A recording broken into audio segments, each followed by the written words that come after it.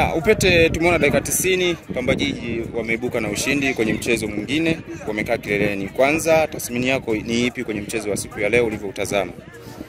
Nafikiri ilikuwa mechi nzuri kwa sababu unaweza kuzungumzia udhaifu mwingi wa KMC kabla ya ubora wa Pamba. Goli la kwanza linakuonesha tu kwa nini KMC yupo mwishoni kwa msimamo wa ligi. Linakuonesha kwa nini anastahili pengine kutumia vyema dirisha la Januari kama yupo serious hataki kwenda championship. Linakuonesha kwa nini wapo kwenye nafasi waliokuwepo. Kwa nini wamefunga magoli mawili na kwa nini wamefungwa magoli karibu 14, 13, 14. Na hiyo haiji kwa bahati mbaya. Kufunga magoli 14 mpaka baada ya leo, si ndio? Haiji kwa bahati mbaya. Yale magoli 14 mengi ukiyatazama ndio ya namna hiyo. Yale unafungwa kwenye namna ambayo hata naye kufunga anaweza kawa na kushangaza hiyo. Lakini goli la pili, nice move kutoka kwa Pamba. Kila kitu walichokifanya kilikuwa so smart and so superb. Nafikiri linaweza likawa miongoni mwa magoli yenye setup nzuri sana. Goli la tatu pia setup ya maana, haikuwa na makando kando, haikuwa na longolongo mpaka goli linakuja kupatikana. Kila kitu walichojaribu kufanya kilikuwa superb. Ni sahihi kusema kwamba kwa kipindi hiki Maximo timu ya KMC imemshinda na kwa wachezaji waliokuwepo kwenye kikosi chake?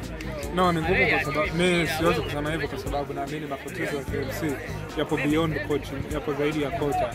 Na huu utakubaliana na mimi kwamba ni msimu karibu wa 3 KMC wananusurika kwenye siku za mwisho kabisa. Kwa hiyo nafikiri kama ingekuwa ni Maximo pekee ndio tatizo, misimu mingine wangekuwa wanafanya vizuri na tungekuwa tunaona. Lakini hatuwaoni wakifanya vizuri. Mara zote wamekuwa hivi na wanaingia na kutoka kwa sababu performance yao imekuwa mbovu. Kwa hiyo wanahitaji kuanzia kwenye uongozi kila mmoja kujitathmini kama je anaitendea haki manispaa ya Kinondoni kwa kile ambacho kinatokezea ndani ya pitch, kwa sababu ndani ya pitch it's just a reflection ya kile ambacho kinatoka kwenye maono ya uongozi. KMC ni wapi ambao unatakiwa kupatazama zaidi ukiachana kwamba uongozi unatakiwa kuanza kuwa sehemu ya kwanza kung'amua matatizo na changamoto zilizokuwepo? Unaiona KMC ikiendelea hata ikifanya mabadiliko kwenye mzunguko wa pili, unaiona ikibadilika? Inawezekana kwa sababu ndani ya pitch kitu pekee ambacho wanalack wachezaji tu kadhaa wazuri. Wakipata wachezaji walau 5-6 wazuri wanaweza compete kwenye eneo nzuri. Nafikiri eneo ambalo hahitaji kusajili mtu yoyote ni labda eneo la kiungo mshambuliaji na eneo la mawinga. Lakini maeneo mengine yote yanahitaji usaidizi. Kwa hiyo ni lazima wafanye backup ya kutosha. Vinginevyo kama wakienda kimasiara ama wakienda kichwa kwa namna wanavyoenda sasa hivi asubuhi. Ya bado kundi ni gumu. Nafikiri matokeo ya baada ya Yanga kucheza yanaweza kuwa yamebadilisha taswira na mtazamo. Ilikuwa ni muhimu Al Ahly ashinde ili awe na alama 6. Ili watakapokutana naye hata kama kimstopisha Yanga wanaenda kucheza Cairo tarehe 23. Kisha watarudiana Zanzibar tarehe 30. Ukitazama kwenye mazingira hayo ni muhimu kwa Yanga kwenda kutafuta alama yoyote dhidi ya Al Ahly pale Cairo. Na kama imeshindikana kabisa basi nyumbani lazima aje ashinde. Ikiwa anapoteza ama kusare mechi zote mbili akapata alama moja ama akakosa zote, means AS FAR yeye kwa sababu anageuka na JS Kabile, inawezekana kwake yoyote atakayeshinda pale mechi zote mbili atakuwa na alama 7. You get it? So haiwezi kuwa rahisi hivyo, itakuwa ni ngumu kwa sababu Yanga atakuwa amepoteza hizi alama. Kwa hiyo ni lazima Yanga ashinde mchezo wote, lakini bado kundi ni jeupe, kundi ni gumu na matokeo ya jana yame solidify ile kundi lenyewe ama solidify ile ugumu wa ile kundi lenyewe.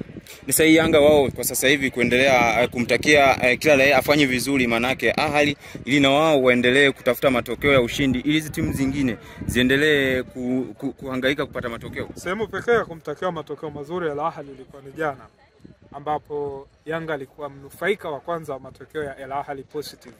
Lakini ukisema mtakia kwenye mechi ijayo manake Yanga ndio wafunga kwa sababu ndio anacheza naye. So nafikiri important now ni kwa Yanga kushinda michezo yake dhidi ya Al Ahly, kupambana kutafuta matokeo ya ushindi. Wote tunajua tofauti wa Al Ahly na Yanga. Otherwise kama ilikuwa ndio umeingia leo duniani labda, lakini kwa mtu yote anajua utofauti wa Yanga na Al Ahly ni mkubwa.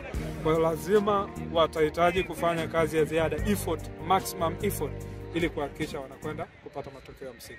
Kwa upande wa squad za timu zote ambazo zipo kwenye kundi B, tumezitazama zote. Ahali unawafahamu, licha ya kuwa wamekuwa na mabadiliko kwenye benchi la ufundi. JS Kabylie ndio wanakuja kwa sasa hivi wanajitafuta. Sifa wamekuwa na muendelezo mzuri kwenye misimu miwili hivi, nao wana njaa mafanikio. Kwa namna ambavyo Yanga wanacheza, kuna tumaini lolote lile huenda likabadilisha mwelekeo na namna ambavyo walifanya msimu jana? Ya, nafikiri inawezekana kwa sababu kundi kwa gumu ndio tafsiri ya wewe sasa unahitaji kupita njia ngumu ili uwe bingwa. Hauwezi kuwa bingwa kwa kucheza na timu ambazo labda wewe kila siku unazifunga 3-4-5. Lazima upite njia ngumu ili uweze kuwa bingwa. Na unapopita njia ngumu zinakujenga na kutengenezea strength ya kuweza kupambana na opponent yoyote. Kwa hiyo inawezekana kabisa kuweza kupata nafasi ya kuendelea kufanikiwa ikiwa unapita njia za namna hii. Kwa ufupi tuambie kuhusiana na Simba, ni kwa namna gani wanatakiwa wachukue tahadhari kwenye mchezo wao ugeni wanaenda kwenda kucheza na Stade Malien?